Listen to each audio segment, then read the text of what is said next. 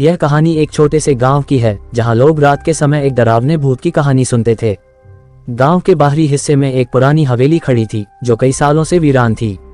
कहा जाता था कि वहां रात के अंधेरे में अजीब सी आवाजें आती थीं, जैसे कोई रो रहा हो या चुपके से पांवों की आहट हो। गांव में एक युवा लड़का अर्जुन था जिसे रहस्यों का पता लगाने में बहुत दिलचस्पी थी। एक रात उसने तय किया कि वह इस हवेली के रहस्यों का पर्दाफाश करेगा। अर्जुन ने एक रात चुनी जब चांद पूरी तरह से बादलों से ढका था ताकि कोई उसे देख ना पाए।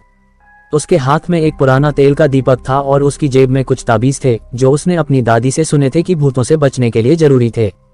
हवेली के अंदर घुसते ही अर्जुन ने महसूस किया कि हवा कुछ अलग सी है, जैसे कोई बहुत गहरी सांस ले रहा हो। अंदर अंधेरा था और दीवारों पर धीरे धीरे धूल और जाले फैले हुए थे। अर्जुन ने दीपक जलाया और धीरे धीरे घर के अंदर कदम बढ़ाए। अचानक एक ठंडी लहर उसके शरीर से गुजरते हुए अंदर कमरे की ओर बढ़ी। वह कमरे में दाखिल हुआ जहां एक पुराना सोने का पलंग था। पलंग के पास एक पुरानी लकड़ी की अलमारी खड़ी थी जिसमें से हल्की सी रोशनी आ रही थी। अर्जुन ने धीरे धीरे अलमारी खोल दी। अंदर एक बक्सा रखा था। जब उसने उस बक्से को खोला तो उसमें एक पुराना कागज मिला जिस पर कुछ अजीब सा लिखा था। जैसे ही अर्जुन ने कागज को उठाया, एक जोरदार आवाज आई और कमरे की हवा अचानक ठंडी हो गई।